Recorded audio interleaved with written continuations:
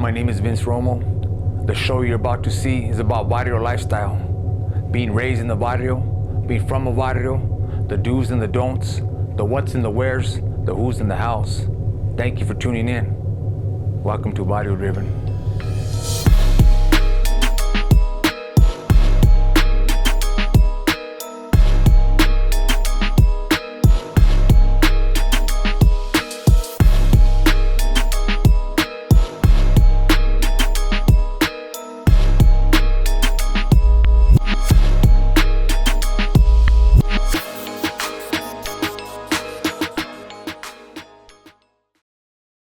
Today I'm here with Robert Hernandez, who was known as Big Demon from Barrio Quiet Village out in Whittier. And we're honored to have you today, carnal. Thank you for sitting here. As you know, there's a lot of people, there's a lot of gente that don't want to sit in the seat. Right. As you mentioned earlier, it's the hot seat. Right. But before we do get started, would you please give the audience a quick, brief introduction of yourself? Yeah. Well, first of all, I'd like to say thank you, man, for having me. I appreciate it. And my name is Robert. I was also known as Demon from Quiet Village.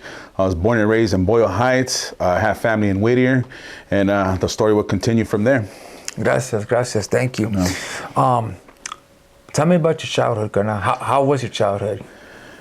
My childhood was a little disturbing, due to the fact that I grew up without a father. And what I mean by that, my father was actually killed when I was like 7 months years old. Wow. And so I was fatherless since the beginning of time. And statistically, my father was a victim of gang violence himself. He was from Evergreen. And, one day his wife, which is my mother, they were kind of, you know how it is in a kind of an argument scene. Yeah. So he split, wanted to hang out with the homies.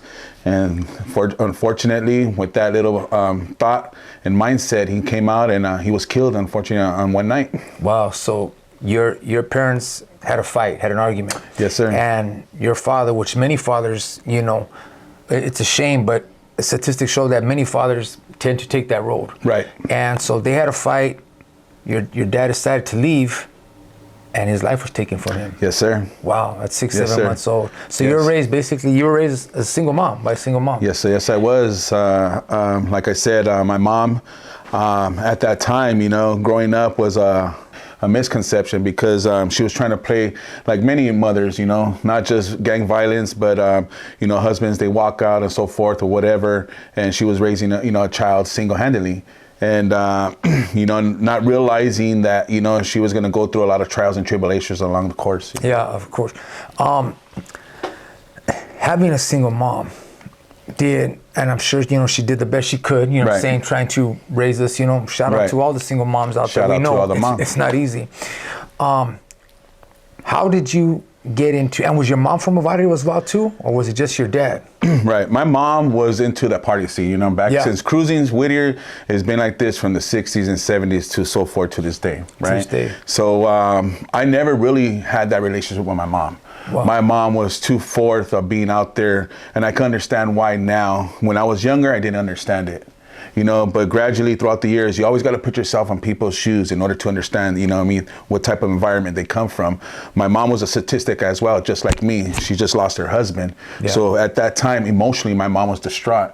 And all she wanted to do to heal her pain was to drink, smoke, and party. And that's all I saw my mom do. Wow. So since your mom was in that lifestyle, that environment, right? Is it safe to say that you kind of raised yourself almost, or did you have an abuela? Did you have your grandmother around, or who, right. Did you kind of raise yourself a little bit? I want to say thank God, shout out to also all the grandparents, man. Yeah. My grandmother raised me, did the best she can. And at a young age, you really don't know what's going on, right? They try to hide everything from you because your mindset as a young child, you're still growing, but people don't realize you got to live and grow into it anyways. I had to get older. I can't get any younger. So gradually, when I started getting older, you started going to, Halloween costumes and elementary, Christmas, parties and so forth. And I noticed everybody had a dad, but not me. Yeah. No. So I knew gradually when I started getting older, I was like, what the freak, what's going on here? What happened? And then they say, as hidden as they wanted to try to hide it, they had to be real about it. And one day I heard that my father was killed of gang violence. Wow. How old were you when you had your first interaction with the law, or or even law or the barrio? Pick one, law or the neighborhood. How old were you when you first had that interaction? It's funny. We'll do neighborhood first. Okay. And what I mean by that, I got my uncle here. Shout out to my uncle. I'm going to portray a little story. I'm going to go back. I'll take you down back memory lane, Yes. I grew up in Boyle Heights, right? Across the street, State Park. You know, for many people don't know, it's Boyle Heights between Brooklyn, Cesar Chavez now, and State Street, in between General Hospital and White Memorial. So I saw my uncle, he was like my father figure growing up, because we're always, always into the business and seeing what he was doing. So he was like a role model, me and my other cousins too. And we started seeing he had money and, and then everything else. So we're trying to chase that money, what I'm saying? Like, uncle, can you give me $5, $10? And he would strategically do it. But later on in life, a couple years later, we started seeing how he was getting the money, and it started manifesting like, wow, this guy is doing criminal activities, and without even knowing what he was really doing. So we took pretty much what he was like, not saying teaching us. He wasn't teaching us how to deal and all that stuff. It was just that we were interested in what was happening. It was right in front of our face, to tell you the truth. And isn't it crazy, Colonel, that us as youngsters, we, instead of being gravitated towards the good, it's reality. We're gravitated towards the bad, and that's the truth. We're gravitated towards the bad. We see his uncle, we see his tío from State Street, and he has money. He's got feria. He's got all this. And that's what he wants as a kid. So, and I'm sure your uncle's got a story as well. Right. And so you looking up to that, that's what you want to be. Right. That's what you want to do. You're not wanting to be like, oh, well, this guy's a good man. He's over here. No, you're attracted to that. Right. Because that's kind of what's in us. Right. We're looking for the role model. We're looking for the role model. So as you saw your uncle, interacting with your uncle who was from a barrio, how did you instead of getting into State Street, how did you end up getting to Quiet Village? It's funny how you say that. So we have family that live in Whittier. My great grandmother bought up my great grandfather. They're right there on Norwalk and Whittier, So as a young child, we used to go over there, Yeah. Like I said, my childhood wasn't all destructively all bad, There's other people that had it way worse than I had. Yeah. From mental abuse, child abuse, sexual abuse. There's a lot of things that are taking place in the household, right? And we're just the original Chicano family, That's the way the Chicano is, the culture, we stay together. What's in the house stays in the house, anything behind closed doors and so forth. So my grandparents, my uncle and my mom, so forth, did the best they can as far as raising me. But when I found out later on in life, when I was getting older, I didn't have no, guidance in my life. Yeah. I could take things in my own perspective, because later on in life, people started feeling sorry for me. And one thing I didn't want people to do is don't feel sorry for me, okay? Yeah. And what you do is you just got to be there for me. That's what happened. So to make a long story short, my grandfather and my grandmother got a divorce after so many years, because my grandfather, I was looking for many role models, okay? Yeah. My uncle, my grandfather, I didn't have a dad. So if you don't strategically understand that, then, you need to listen. So moving forward, my grandmother and my grandfather got a divorce. My great grandmother was dying of cancer at that time, and my grandmother wanted to be close to her mom. Yeah. So when the house was sold, because divorce is like a death. Yeah. There's nothing fun in things. People are losing, they're not winning, man. There's a lot of broken families because of divorce. Yeah. But anyways, moving forward, my grandma wanted to be close to her mom. They ended up getting an apartment with them. They sold the house. My grandma got half. Of a certain amount. My grandfather got half. Yeah. So they wanted to get a house in Whittier so she could be close to her mom, and that's how we ended up moving over here. So it's just like I didn't fall off the map. And hey, I'm in Whittier. No, no. My family's lived in Whittier for 70, 80, 90 years, man. That my great grandma's house is still there, and my family still own the house right there too. There. So that's how I ended up being from somewhat.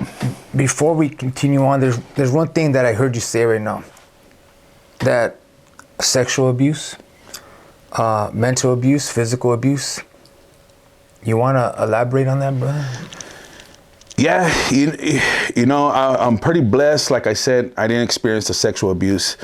I didn't really even experience the abuse of physicality, but I dealt with the mental abuse. Yeah. Okay, so not knowing that I didn't have a father, not knowing that people felt sorry for me, I was like the bastard, right? I can still see it, in you. Even talking to him right now, you could see his hurt. You could see, as I look into his eyes. You guys don't have that super zoom, but I'm right here, and I could see that hurt that he is carrying without having a father.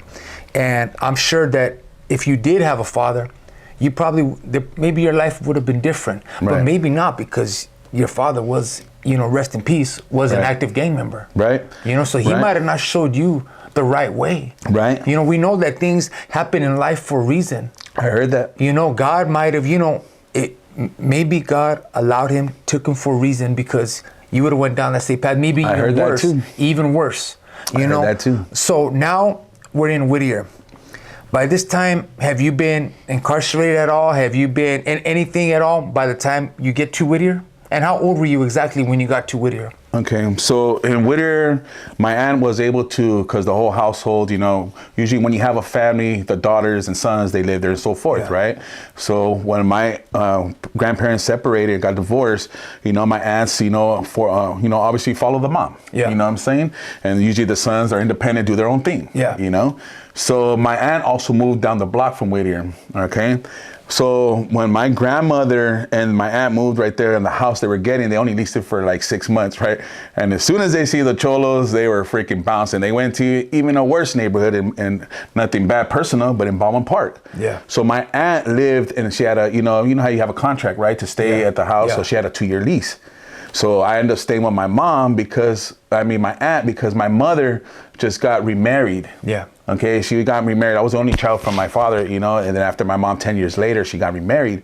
They ended up moving up north to follow a spiritual path, but I was young. I didn't want to follow it. I wanted to stay home, and I wanted to stay in Whittier since I'm tired of moving. Yeah. One thing about a household, everything's about stability. Yeah. Right? As individuals, as people, we got to be stable. You know what I mean? Anything else after that, out of the outskirts, is trauma.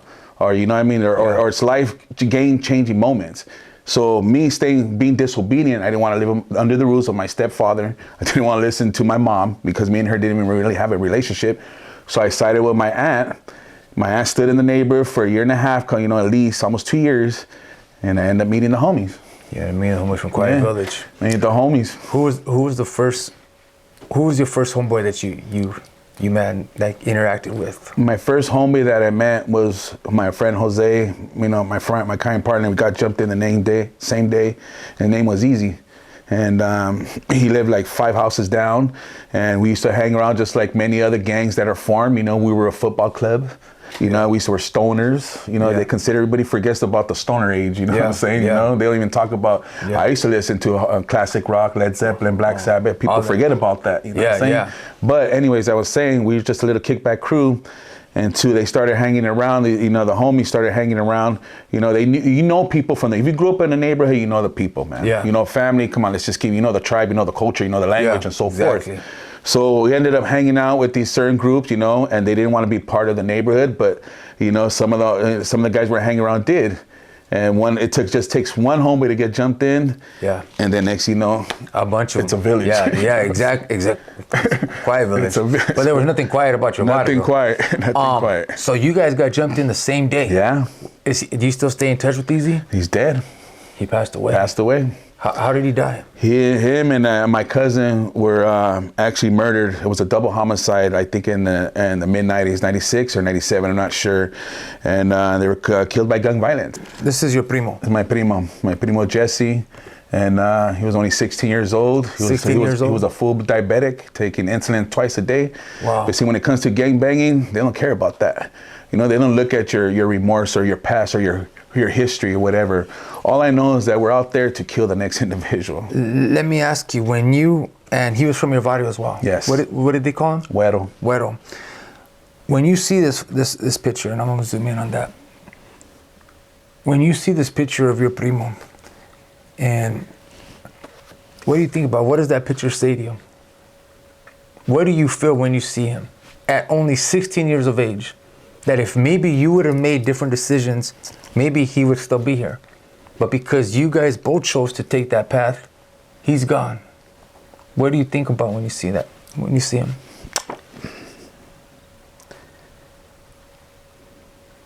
I feel I feel like I lost, man. I lost a part of myself. Yeah. I lost, I lost a brother. It was my cousin, but I grew up with him. You know, I wasn't expecting this, you know. Whoever says that a man don't cry, it's a bunch of bullshit, man. No, we all Unless you live in these trenches, you know what's going on. And a lot of mothers are victims to it. See, I was able to understand now why my mom was going through what she went through, because I put myself in her shoe because my dad passed away. Yeah. And then I seen my aunt and everybody else, their pain and their suffering. We look at this, when I look at this, I look at statistically, is that us as Chicanos, Mexicanos, and, you know, as a culture, you know, we lose because we're killing each other. And what's the effect after this? Now I got to go hurt another family. And now somebody else statistically, you know what I mean, is going to be a victim too. Wow. And then also, and I got to deal with it. You know, they got to deal with it. Wow. You know, and that's where this leads me. It's a total loss of life because you're only given one chance at it. You know, and this is just the beginning. I got a couple more photos too that really tell the story. You know, we have another photo of can you tell me who's in this photo? Right. Who is this? So from bottom right, kneeling down, it's my homie Bouncer. Bouncer. And where's Bouncer at today? Bouncer's passed away, gang violence. Who's this on the next one? Okay, so the bottom left is my cousin Güero. We just talked about from gang violence. Gang violence. Now, who's this in the top right? Top right, that's my homeboy Minor, gang violence. So he's gone too? Gone too. And the other side, your left side, who's that? It's my homeboy Easy, and the one I told you who I got involved in first. We got jumped in the same day. So gang violence. And you're in the middle. And I'm in the middle. Every single one of his homeboys in this picture, they've been murdered. They're gone. They've had their life taken from them. And not only taken from them, but they had their life taken from them violently. Man, that's... And the thing about this picture is the only one that's alive is me. You. So I didn't make it. They didn't make it to juvenile hall. They didn't make it to a halfway house. They didn't make it to prison. They didn't make it to county. They died in the street because that's what gang members do. It comes from the street first. If you hit the system, the prison system, that's another story to tell. If there was a youngster, you know, I interviewed someone recently, and he said, I asked him, and I ask everybody this question, if a youngster were to come up to you and say like, hey man, what's up Big D, man, hey, you know what, I want to get in the barrio, homie, I'm ready to go, homie, I'm going to go put in work for my neighborhood, homie, take out some of my enemies, yada, yada, yada, and you know, like we know, probably one of your biggest rivals was Jimtown. Right. You guys, as far as I can remember, you guys were always going at it, man. Right. You would kill them, they'd kill you. There was always fighting. And if a youngster were to come up to you and say, man, I look up to you, homies, I'm gonna get in, homie, and I'm gonna go do whatever it takes, and just be real, what would you tell that youngster? Now where I'm at a spiritual level, I would tell them to educate themselves. I just had, you know, encountered an experience like that several months back where these guys were young and coming in and they want, you know, some participation. But see, things ain't the way it used to be back then. And now I could look out for youngsters like that because these guys were older than 18. To me personally, if you're gonna be in a gang, grow up in it, be where you're from, you know what I mean, at a young age. Because when you're gang banging at 19, 20, 21 years old, you shouldn't even be there. You should be thinking about your mom, your grandma, about school, about education, something like that. It's already, you're past your time. You know, everybody here is under 20 years old and they're all dead. You know what I'm saying? Now, if you're looking for something like that, then it's prison. Those are the alternatives. It ain't no joke. People always say it's whether you're dead or you're going to prison. That's the life of a gangster, straight up. And that's, you know what, Hernandez? You're speaking truth. Everything that he just spoke is reality. If you decide to get in a barrio, I mean, the choice is yours. You guys can be whatever you want in life, any of us. If you want to be a drug addict, that's your choice. If you want to end up in prison, that's your choice. You want to end up in the grave, that's ultimately God's choice, but you have a lot to do with that. You have a lot, it's about, exactly as he says, about decisions. And if you decide to go down that road, that's what's headed for you. Death, prison, incarceration. And one thing that you said hit me heavy.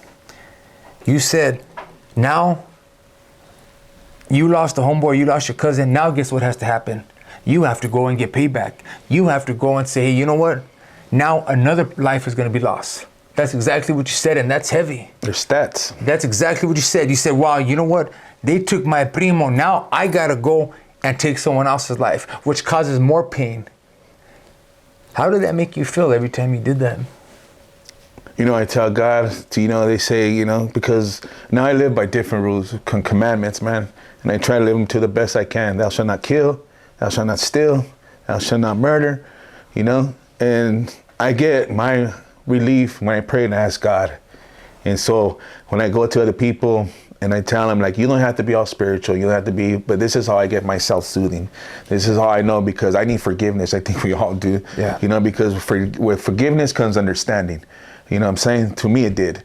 And there's no way to if you're going to be a statistic, be a status of educating yourself, councilman, work in the youth, help build life instead of destroying life. There's something where you can't take things away when it comes to death. I can't go back and say, hey, can we rewind this, take over? It don't work. It don't work like that. Yeah. Once your damage is done, and especially if you get caught for it, they say, if you can't do the crime or the time, don't do the crime. Exactly. And that's just basically it. I ain't gonna candy coat it, give it to you in other particular ways. These are just simple ways, simple versions of what took place in my life, and ain't no any other different from what you guys are doing out there too. Right now, what we're gonna be doing is and as you know, we are the only show that does this, and we hear this all the time. And you told my crew, you said, while we're out there, if anything were to happen, and honestly, thank God, we've already ran into small situations, but one day we're probably going to run into a big one. And all I can do is pray that God will protect us, because we're at God's mercy basically out there. Amen. We're about to go to his barrio. As you know, we always do. We are the only show that does that. We're going to go to his barrio. We're going to go to the heart of his barrio. And he's got his enemies like right across the street. And as I told you, as far as I remember, man, I know some stories of their barrios always going at it. So God willing, we make it back. Garnan, let's go for a ride, and let's go to Barrio Quiet Village. Take you down memory lane. Go.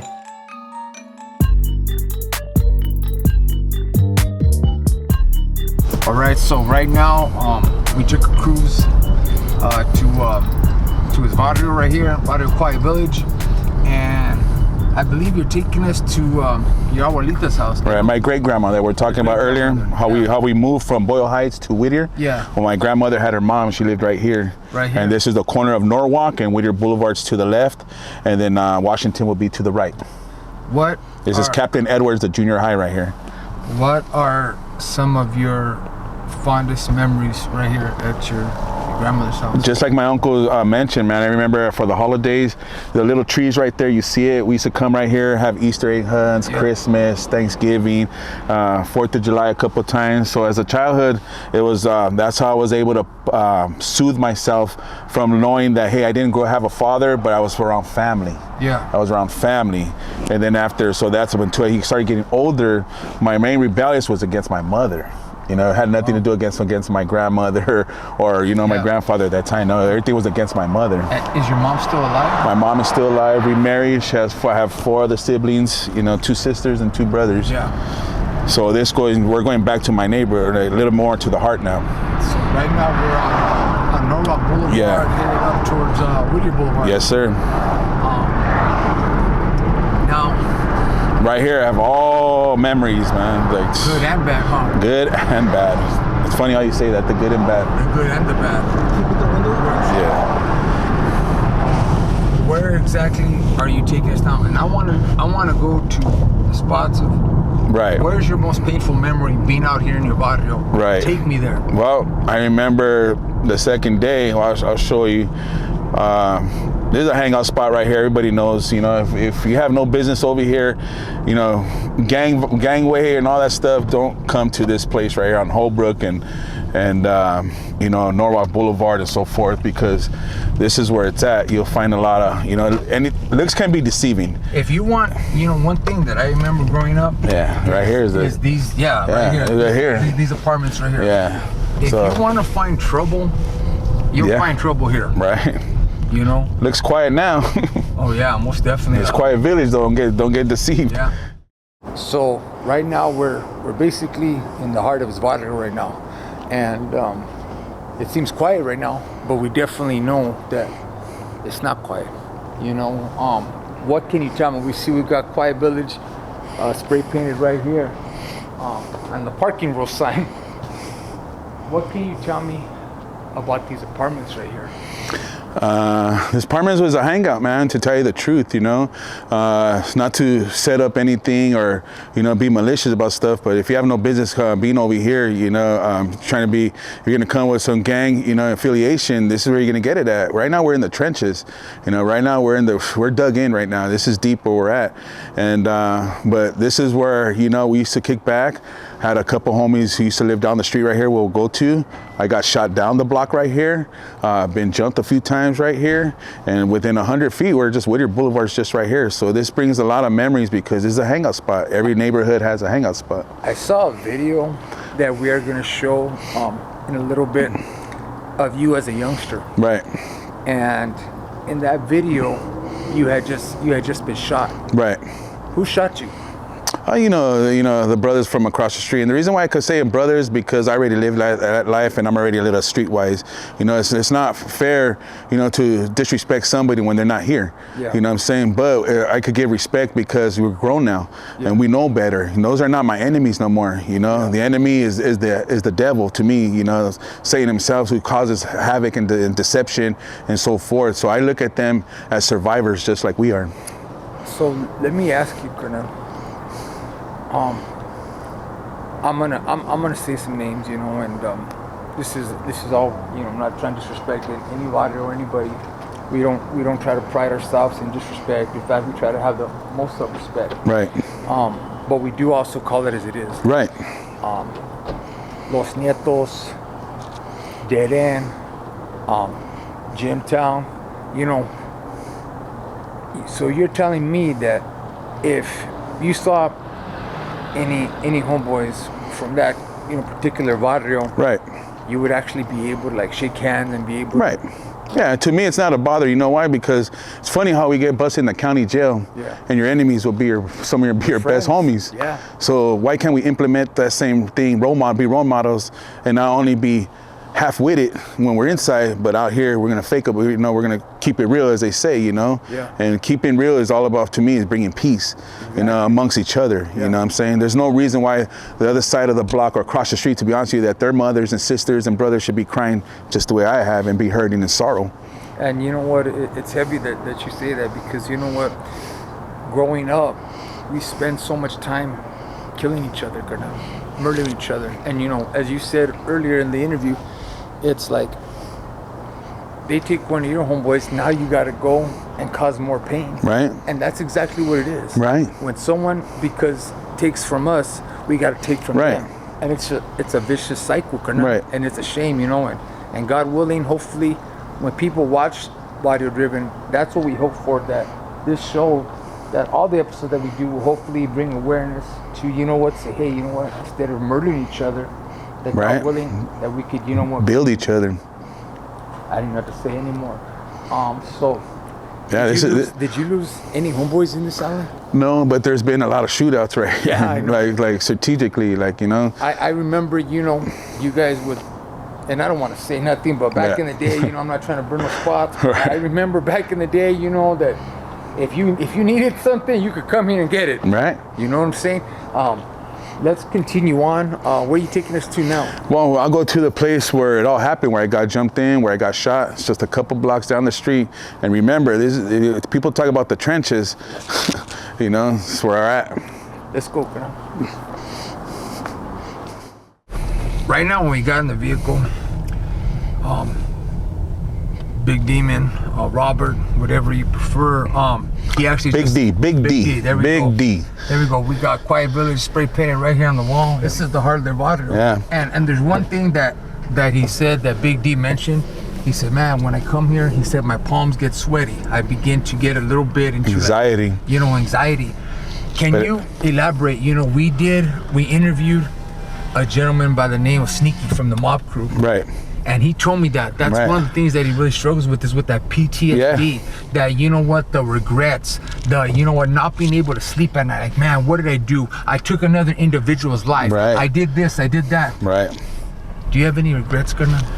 On a lot of things, you know. I wish I could have done things a little different. You know, I wish somebody would have educated me, been a little bit of a role model, father figure. You know, I had to find this on myself. Yeah. You know, I had to get drawn into it, and then as soon as you get sucked into it, it's over. It's over. It's over. So right here is where I got shot. Right here, on this block, and right here was the main headquarters right here before it got all fixed up. Right here? Yeah. Now you want to get off right here? Yes, okay. please, Yeah. We could just. Like you said, you know, there's no way, there's no button for us to say, oh, you know what, this isn't a good decision. Right. We can't go back now. Right. Because once you get into the barrio, Right. let's be real. Even though we've changed our life, we changed our mental, the way we speak, the way we talk. Right. You're still big demon, homie. You're still demon from Quiet Village. Right. At the end of the day, Right. there's no like, hey, what's up, Stan? You know what? There's no. You can't take something away that's already been given to you. Exactly. You know, especially if you wanted it. Yeah. You know what I'm saying? So I volunteered for it. Yeah. You know, and that's something that could never be taken away. Now, I hope getting older, the veteranos, older homies, you know, I mean, gradually we get our respect. Yeah. You know what I'm saying? Like, but, you know, am I gang active? Of course not. Yeah. But, you know, like he said, you know, can you take that away from me? No, you can't, because I'm always going to be labeled as Demon from Quiet Village. Yeah. Yes. You know, that's how my homies recognize me. That's how other people, individuals recognize me. But to me, it's just like, instead of being Big D Demon, I could be Big D as a disciple now. Big D is for discipleship. That's right. You know? That's right. Yeah, so this alleyway is Pleasant Way. Okay. Now, this is a very deadly, you know what I mean, place. You know, my homie Minor, the one I showed you on the thing, got killed on this street. Right. You know? But a lot of people had their differences of coming down here, because look, it's very scary. Yeah. At night, you could run into a guy and we could have 10 guns, and you get stuck in here, you're in trouble. Yeah, exactly. So look at how Waiter Boulevard is to the left. Look at, we're just right across street, you know, right? Our enemies, not mine, but so far future, are enemies right across street. But look at the boulevards, all the action, the cruising. And what barrio was that across the street? Gymtown. That's Gymtown. Yeah, it's Gymtown. So we could pull in right here real quick, since we're just gonna be a quick. And, yeah, right here in the corner. My homeboy Looney used to live right here, man. It was crazy. I don't know who this is. They're just They're fighting. already. On the street. Yeah. I feel comfortable in your worst and your easy environment, man. Okay. Isn't it crazy? I know. Coming back to your barrio, Yeah. you're like a little bit like, wow. You know? So right now, where we're at, Big D just had us pull over. What happened right here? So one of my fond memories is, see, they were building this little concrete fence right here. Yeah. And so this is the crack pad, we used to call this house. This is where I got jumped in at right here. Me and my homie, to get my homie Easy, rest in peace. We got jumped in. So right here, it looks good on the outside, but come like 20 years ago, this house was like, you know, the drywall was broken. There was rats in there. The only thing that was functioning was light and gas. That's all the brothers used to take care of. Everything else after that, you're fending for yourself. So one day, these people right here were building this fence right here, and they didn't have the bars up. So me and my cousin, we got kicked out of the house, right? You know, shit happens in the neighborhood. You know, brothers are tired of your shit. You can get out of here. Yeah. So we had nowhere to go. That's just the way it is. You want to gangbang somewhere, you have nowhere to go. So you got to be out here. Yeah, where are you going to go at? There's the barrio, you know what I'm saying? So you have to walk around, and you got to think of hustling and survival. You got to be in survival mode. One day, so we're thinking, we got kicked out. We're like, what are we going to do? I was sitting down right here like this, and I look to the left, and I see my primo going like blah, blah, like throwing signs, right? So I peeped over right here, and I see the homies, you know what I mean? They came in, and they were gonna strap up and do us in. But I jumped out, you know what I'm saying? I jumped out, and you know, sometimes you gotta fake the funk, you know what I'm saying? You gotta pretend. So when he came out, I pretended, I see my cousin running. My cousin started running from here to look where that gate's at. I followed behind him like, this motherfucker taking out, right? The vatos got in the corner right there, and I seen them going like a revolver, bah, bah, bah, like round. And right here, as I'm witnessing, you see the bullets whistling. The last bullet hit me, and I fell on top of my homies because they were right there waiting for me. And this is where I got blasted at my first time. This is my first time getting caught slipping. You know, this is what happens right here. Right here, you used to see back in the 90s, used to be a bunch of us right here with bikes and everything. Like I tell you, this was the crack pad, it was action. You know, our enemies, well, not my enemies, but the enemy of the enemy, right across the street. What do you see right here? Whittier Boulevard, just right there. So it's not like I'm in the suburbs or somewhere else. No, we were gang banging on the boulevard. This is where some real stuff and some real action was happening in the 90s. Am I right or wrong? Exactly. Everything that he said, I could vouch for that, you know. I knew a lot of his homeboys, you know, and shout out to Vago, man. He's saying Vago's one of his homeboys that I've known for like my whole life, and love him very much. And you know what, praying for you, my boy, and praying you're doing well, you know. Anyway, let's continue on where we're going. Yeah. Now, I did not know that you've been shot another time, or was it just this time? No, I've been shot another time too, but that was on where the pizza place is at down over there, and on Whittier Boulevard, man. You know, it's, good times. You know? Good times, man. You know, you get a little older. It's not good because you start feeling the effects. Now, when it gets cold, you know what I mean. I got hit in my leg. My leg gets a little stiffy. You know what I'm saying? So things are always gonna catch up to you, no matter what you do. Whether you go to prison, whether you get caught slipping. You know what I mean? Everything's gonna take place because bullets, you know, they tear ligaments, joints, and so forth, and bones, man. You know what? It's like exactly what you said. You know, everything catches up to you at some point in life. You know, we think that, you know what? Oh man, you know what? I got away with this. I got away with that. At some point, everything catches up to you. Exactly. So we could go to a place right now too where you're gonna have a little. When I came out on a documentary, and that's right on the street too, where in the 90s you'll see me as a knucklehead. So let's go down that way. And I want to go where they took your primo's life. Yeah, we could go. We go down here. But like I said, there's many stories written around here. Not only can I tell them, my homies could vouch for them. You know, people could say, yeah, you know, he was there, or yeah, this is there. This is. Everybody talks about the 90s. Ain't nothing gonna be like the 90s or the 80s or back then. That's some real gangster shit right there. That's cool. They were on bicycles. Really? Yeah, what's crazy is that since this was the crack pad, the cops used to always come right there. We're all right here. And they used to, when we used to come out, they'd be waiting for us, you know what I'm saying? As soon as we get out right here, they have like 20 of us right here, put us, and you know, in the summertime, they put you on top of the hood, and they disrespect you, you know? They do all your name search and everything while you're sweating, you have your face on the hood, it's all hot and everything.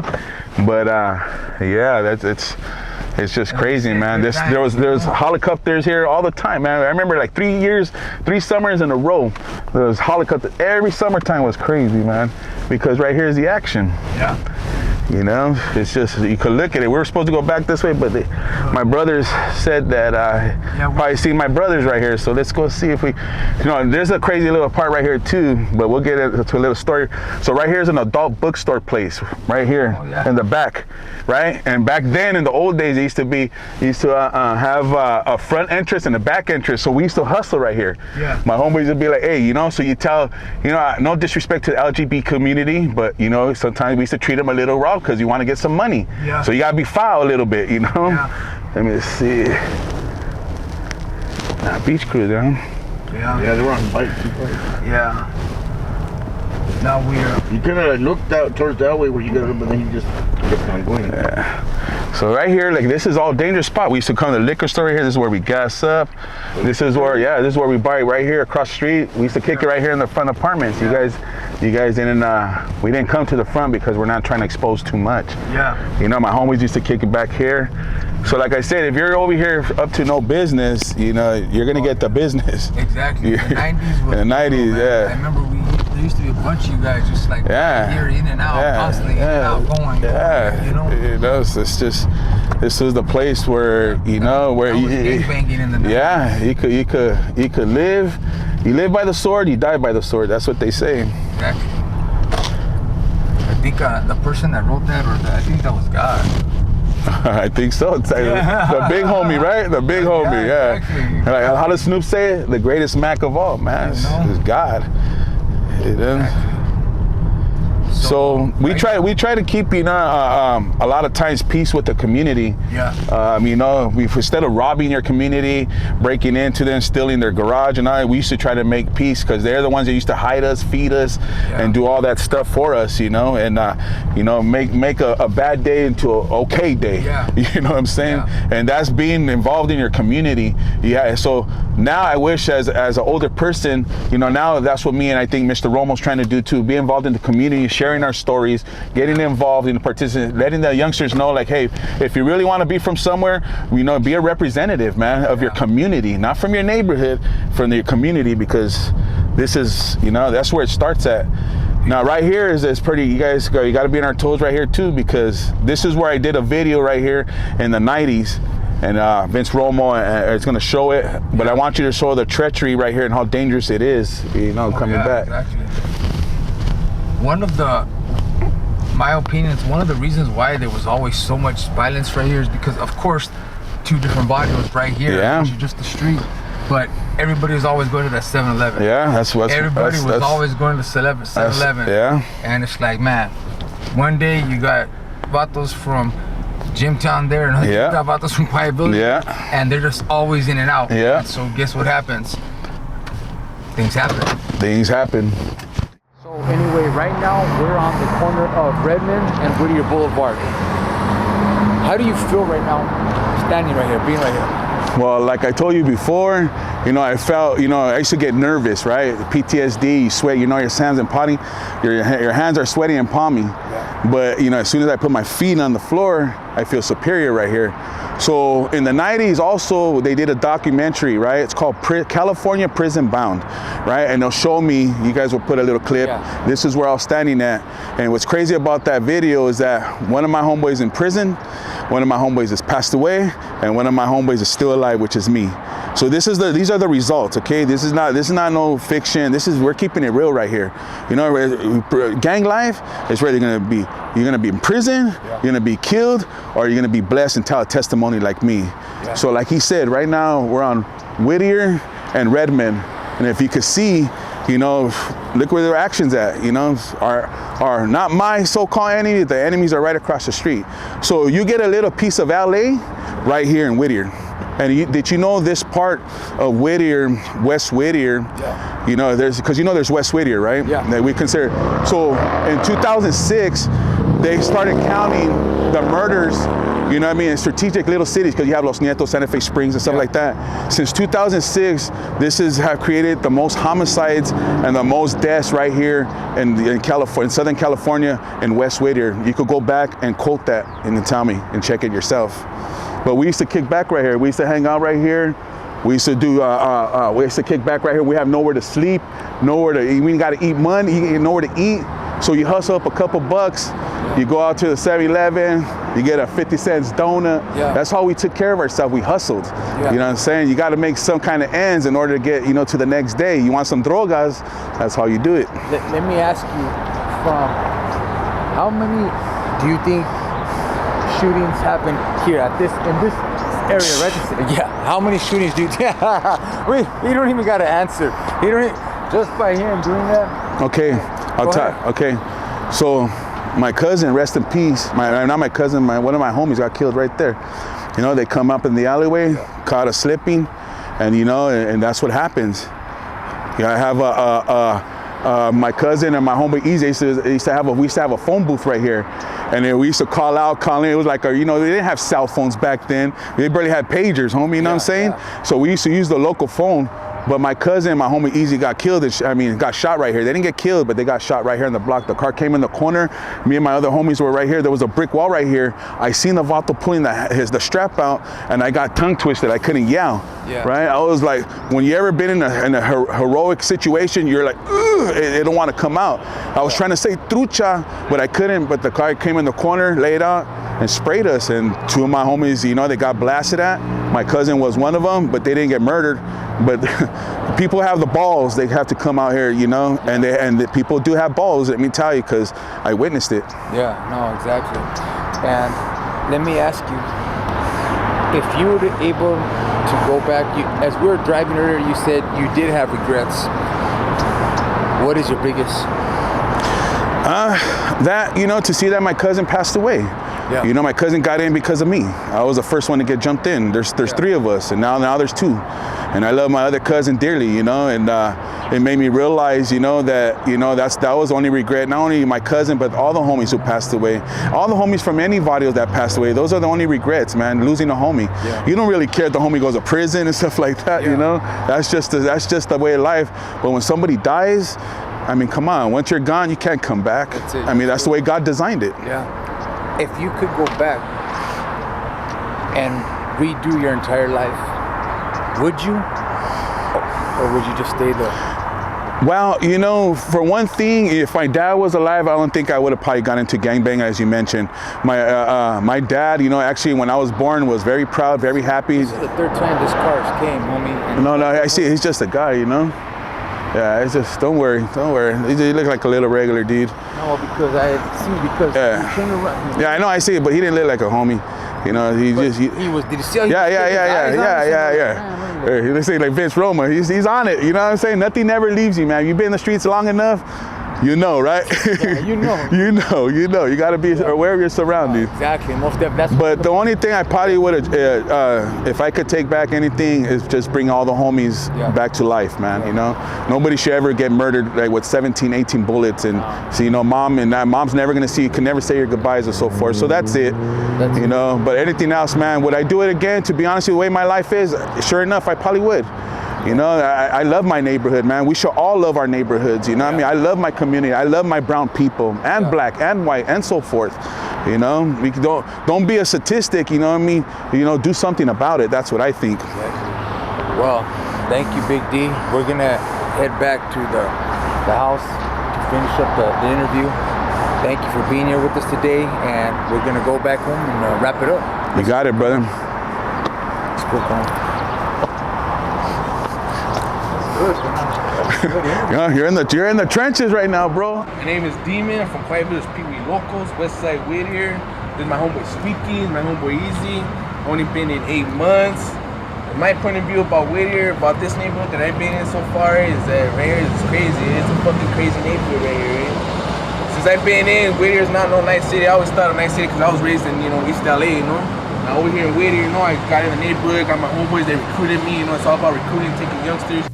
Guys across the street, guys from Gentown, you know, we're taking a chance right here. We could get blasted at, you know, but it's alright, because we're down for ours, you know what I'm saying? It's village now. Yeah, we call it village now, you know, it's a war, eh? And that's a war we chose to take.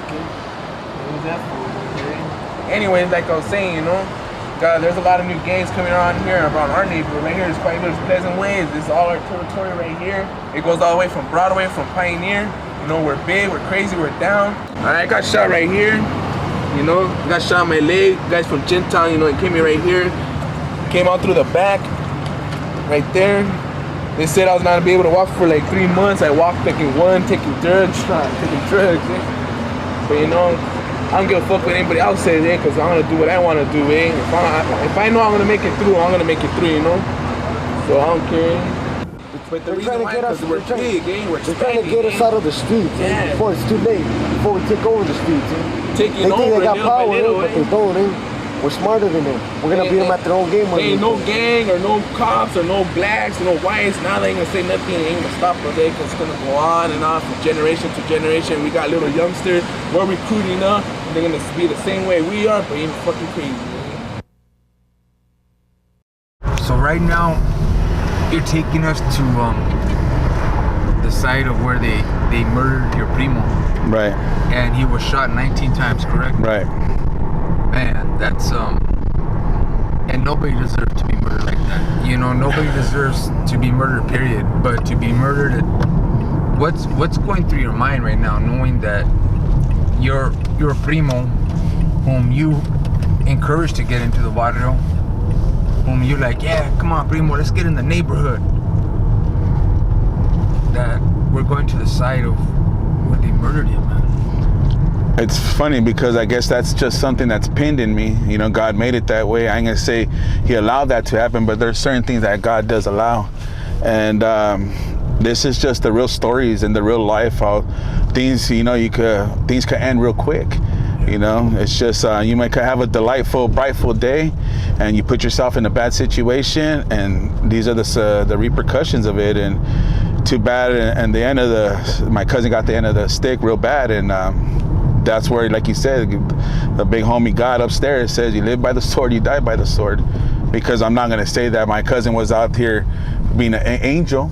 Yeah. You know, of course, you know, he did his certain things too, and he was just caught the end of it. So, you know, it hurts.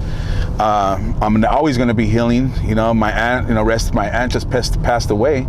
You know, rest in peace to her. That was his mother. Yeah. So now I have to live with both of that, you know. And she was suffering, you know, had a mental situation because of that, the trauma out of her whole life. You know, nobody, like you said, deserves to lose a son, a brother, an uncle, an aunt, a sister. Women get killed too in violence, gang violence. Of course. But it all comes back to what you said. If you want to be involved, these are the repercussions. Do you have, like, how could I say it? The guilt of his passing, do you really feel that is on you? You know what? Honestly, bro, I do. I honestly do. I wish I could have been the one. I wish I could have been, you know, the one that I thought I had nothing to live for. He had his mom, and, you know, he was diabetic and so full of this and full of that. I'm 3 years old. I was, you know, I was a bastard. You know, my dad died. I had nothing to live for. Yeah. You know, I just thought, and out of all people, why was it him? You know, you can't be the one saying like, hey, well, I'm not going to die, or I'm going to be the one that's going to die. It don't work like that. Yeah. Only God decides who's going to die and who doesn't. And why me, I really don't know. But does it haunt me and disturb me? Hell freaking yeah. So if the parents come out, sisters don't trip, you know what I'm saying? Man, I love your mom. She allowed me in your house. I miss, you know, your brother.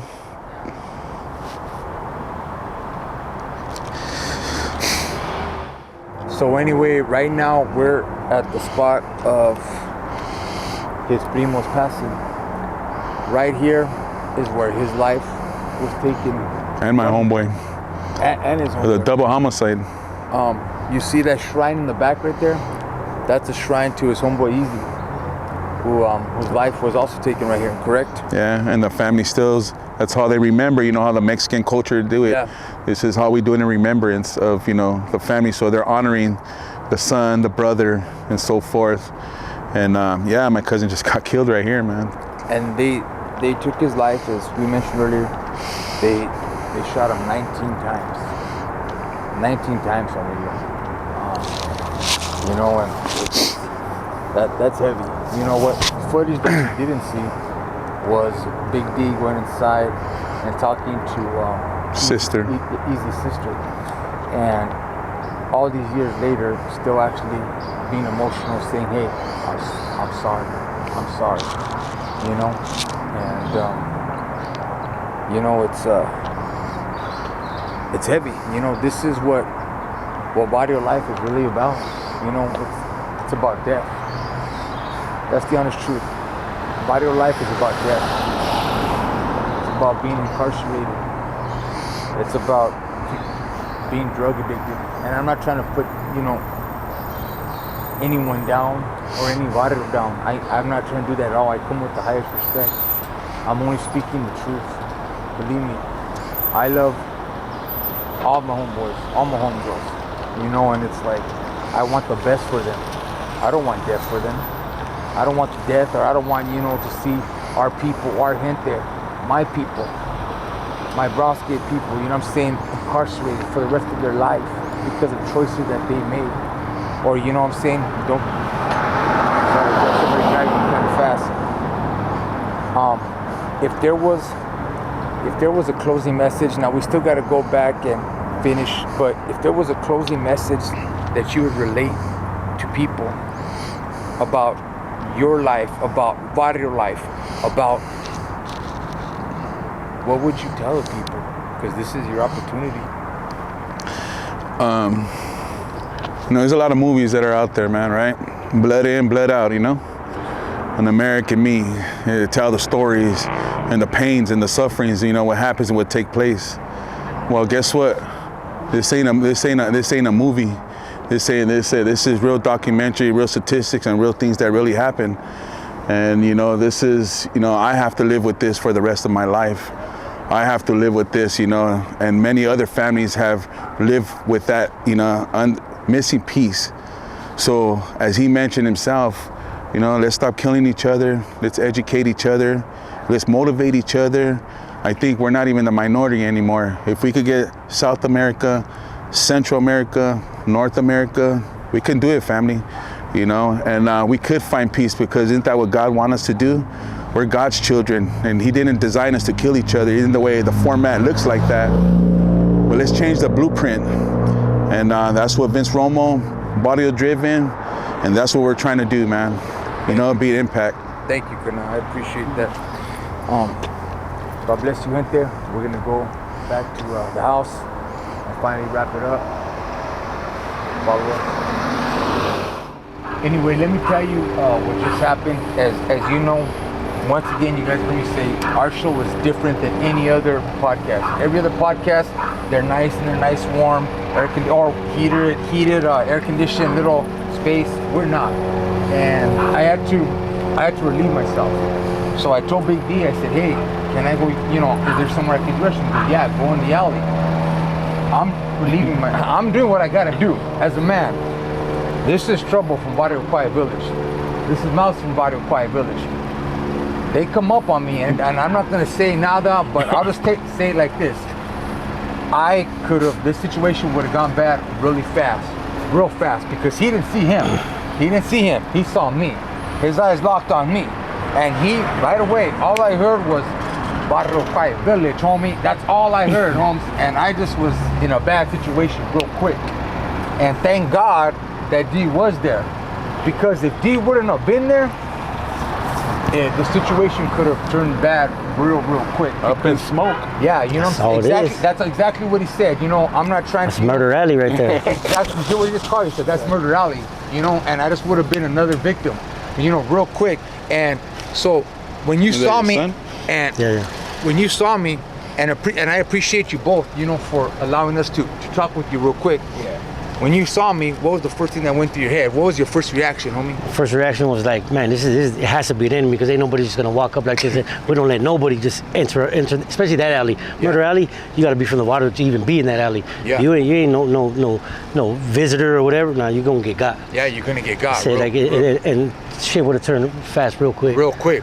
So that's why I seen you from the corner. I'm like, man, who are these vatos right here coming on? I told homeboy, let's go get these food right now. Let's go see. Yeah. And that was it, bro. It would have been all over. It would have been a wrap. It would have been a wrap. And he wasn't coming up to me. He didn't have a little knife in his hand. He didn't have exactly what he said. It was gonna be a wrap. And if he wouldn't have been there, I would have probably, because you know what? Let me ask you a question. I don't even think you're gonna give me a chance to answer. Am I right? Yeah, I would have. Yeah. You wouldn't give me a chance to answer. That's why I just told the water I was just gonna. Yeah, it didn't matter. You knew I wasn't from that, and you saw me, homie. I'm tatted. I'm pelon, homie. Yeah. You know what I'm saying? Let me ask you, Kernam. The thing about our show is we try to help our gente. We try to say, you know what? Is this a life that you really want? What has the Barrio lifestyle brought both of you? You go ahead and answer first, and I'm gonna ask you. Continuously. After so many years. Yes. What is it? What has it brought you? The water, being in the hood every day since I was born, it's like I got so adjusted to it that, like, even being with my family, it just drug me in, and it just kept me here. Like this is all I know. So I was born and raised here. So it's like some people that are not from the neighborhood, that didn't grow up in the neighborhood, didn't go to school here, didn't live here. They can leave. They don't, they're from the neighborhood, but they don't have as much love for the water as I do, because I grew up here. Exactly. I went to school here. I was raised here. Family. So it's like even my kids, like, I haven't seen my kids for a while, so I'm taking them out to lunch, and just to, like, they want, Dad, why are you doing this? Just go back to the home or do it. I'm like, but I'm so adjusted to this that I've been, my blood, sweat, and tears on this block is like, this is all I know. There ain't no going back for me. Like, this is my lifestyle right here. And I love my kids, but I love the water also. You love your water. So it's like, I'm gonna die here. I was born here. I'm gonna die here. Do you think, if with your permission, is it okay if we could look at a couple of your tats? Yeah. I see you got Quiet Village. I have it like 18 times. You have it 18 times. Yeah. He's been in prison. Yeah. So you see, we got Quiet Village right here. We'll be on the back. We got Quiet Village on the back of back of his neck right there. It's all over. You know, this is the life that, you know, that he's chosen. This is the life that honestly, he loves his body. You know, he's a proud gang member from Quiet Village. And you know what? Exactly. When you're in this lifestyle, when you're yes, exactly. Thank you, dude. When you become accustomed to this way of living, in a second, in a minute, there was no qualms. I saw him. You know what I'm saying? He wasn't like, oh well, let me scoot up. Hold on, let me see what this is real quick. I just heard Quiet Village gang, homie, and I was like, oof. I turned. So things has changed at any given time. Yeah, at any given time. You know what I'm saying? So, all you people, please continue watching, and all the other, you know, we're different here at Barrio Driven. And gracias, trouble from the bottom of my heart, homie. Gracias, homie. We appreciate you, homie. So, once again, gracias for going over, you know, a few of your chats. How old were you, carnal, when you got in the barrio? I was 13. 13 years old. Yeah. Wow. If you don't mind me asking, how old are you now? I'm 44 now. 44. So I've been since I was 13, since like 8th grade. Wow. So since it's been a while. Since 8th grade, he's still from his barrio right here. Still, you know what I'm saying? Still posted up here, and he's 44 years old now. And you also had mentioned, and you know what? Let's be safe to say, this is who you are, man. This is your life, huh? That's it, yeah. You had mentioned that you hadn't seen your daughter in a couple years. And my son. And your son. Yeah. Why was that then? But just they didn't like me going in and out of jail. Just being connected to the hood so much. How much love they told me one time, you love the hood more than us, and I said, yeah, I do. Wow, that's and that's kind of broke their heart. Yeah. It's like I really didn't mean it like that. I was high at the time, yeah. But it's like this is me. Like your mom married me for who I am, and I'm still married, and we're separated, and my kids live with them. So it's been 2 years. They were mad at me. They didn't want nothing to do with me. They're like, man, you're a loser, this and that. But now that I'm getting back into the life, I've been talking to them. I'm gonna take them out to eat and give them their Christmas presents early because I don't know where they're gonna be at Christmas. I don't know where I'll be at by Christmas. Yeah. You know, you never know, man. It's gunplay right here right now. Yeah, it is. It is. So. Hey, Karnal, from the bottom of my heart, homie, I want to thank you, Karnal, for having this quick interview. Thank you for that. I'm all right. Yeah. I appreciate that. Serio, always. Thank you, yeah, Karnal. Appreciate it. And I want to stay in touch with you. Yeah. And if there's anything that I could ever do for you, let me know, Karnal. I'm gonna give you my number right now. And gracias. All right, yeah, appreciate it. I'm sure. Gracias. All good. Thank you. We're gonna be headed out, and we're out in the heart of Barrio Quiet Village. Throw it up all day. QV gang lifestyle.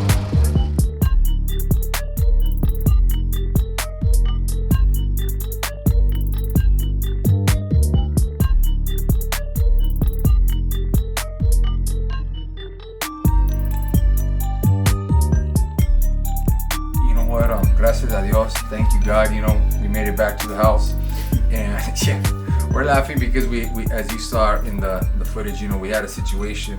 But before I even elaborate on that, I'm gonna share something with you guys. My partners, my business partners, Herdz Media, they arrived earlier than what they were supposed to, and I was in my room, and I was praying. I'm not even gonna lie, I was praying, and there was just something in my heart. And I didn't tell my business partners, none of this Herdz Media, and I don't know why. I felt like God kept telling me to pray, and I didn't stop praying. And I always pray that God protects me, God protects all of us. You know, we want to come. You know, God protects. You know, Big D, God, because being out, anything can go wrong. You know, his enemies could mistake me for from being from their barrio and boom, take me out like that, and I'm gone. And so you know, as we were out there, you know, my life almost could have got taken really quick, you know. His homeboys, they pulled up on me, and you know, I'm not trying to, get anybody, I'm not trying to put anybody on blast. I'm not going to, but this individual, and shout out to him. Thank you for not doing what you were gonna do. They pulled up on me, and all I heard was, like, "Quiet Village, homie, what's up?" And I was like, that could have been it. And Big D was like, "Hey, homie, what are you doing, dog? You're not gonna do, whoop-de-woo." And they didn't even look at Big D. I was And so Big D was like, man, hey homie, I'm sorry, dog, but he has nothing to be sorry for. You know what I'm saying? I know where I'm at. I know what I'm doing. You know, a lot of people won't do this type of interviews. You know, they'll, you know, and so, but we do, and so you know what? But thank God, you know, and that's one of the, you know, the risk that we take. And, right. Would you even want to, you know, speak on that, or you know? Yeah, it's funny because you know this is unscripted. Okay, this is just straight manual, straight idea, straight thoughts, and you just go with the motion, man. You know, like I was explaining to Vince that, you know, I used to get anxiety. You know, you guys have heard of PTSD and stuff, and my hands used to be real sweaty when I used to go to the neighborhood. But as soon as I hit the floor, my feet touch that ground, I feel invincible. So what I'm saying is that you got to know your surroundings and you got to know your areas. So I led him and told him, hey, you know, he had to do potty, and I told him, hey, like everything else, go to the alley. So we went to the alley, but I kind of shaked away. I don't know how they noticed Vince. You can't tell. He don't look like a gang member, right? But anyways, like we were saying, he was doing his thing. My homies ran up. It was unscripted. I didn't call them or say, you got to understand, some of my homies are on the streets. Some of my homies there, you can't even be reachable, but they're still out there doing their thing. You'll see my homeboy, as he mentions, his testimony. And fortunately, I was like there. We presented ourselves. And then it was all good, but you know the cops were there. Everything started getting a little, can you say, a little hectic real quick, right? Say whatever. Things got hectic real quick, and thank God the right people were there. That's what I was saying. Yeah, most definitely. Yeah. So we were in our environment, you know. So be careful where you surround yourself sometimes, because you could be a college student, you could be you know, anything else, and if you're not aware of your surroundings, you get caught slipping real quick. Exactly. You know what? And believe me, it's like in a blink of an eye. You know, life is precious, and that life is so, you know, and as you saw it in the interviews, and you saw with Big D, you know, lost his primo, countless homeboys, you know, and they're still there. Exactly, you know what I'm saying? Exactly, you know, and someone hurts us, we go back and hurt them, and it's just an endless cycle. Before we end, there's one last photo that I wanted to elaborate on. Now I'm gonna assume that was at a car wash. Whose car wash was that for? I forgot. I think it was. I forgot which homie it was, to tell you the truth. To be honest with you, but you know, as you can see, is that this shouldn't be the only time that homies get together. Yeah. You know, so it's statistically, this is what happens. Emotionally, it destroys families. Yeah. Emotionally, like I said, my cousin got killed. It destroyed my family. We shouldn't be killing each other, people. We should be educating each other, forgiving one another, and moving forward as people. Now, I wouldn't necessarily just say raza, but as individuals, you know what I'm saying? Black, brown, we all could get together. Blacks have neighborhoods, Chinese got neighborhoods, white people got neighborhoods. Yeah. So shout out to everybody, you know what I mean, that you guys are participating. You know, my condolence goes to your mothers and fathers who lost your children that through gang violence and so forth, because after this is death. And anything before that is prison. And like I said, you don't have to be actually behind the bars, because you see my homeboy, he's still out there gangbanging, he's in prison in his head. Yeah. So keep my brothers in prayers, man. I'll keep your family in prayers. And I just want to say thank you, man. Thank you for having me on board, brother. I appreciate that. I was able to release a little bit, and you took me down memory lane, man. Thank you. That's what the show is about. You know, going back and, you know, showing, you know, the homeboys are like, man, they have the memories just begin to fly in. You know, sometimes you get emotional, sometimes you get angry, sometimes you get shot. You know, but not today. Thank God. All right, gente.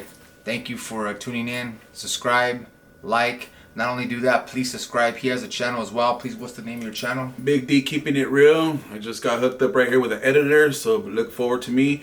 New beginnings in the brand new year. Happy holidays. Exactly, gente. This is Barrio Driven.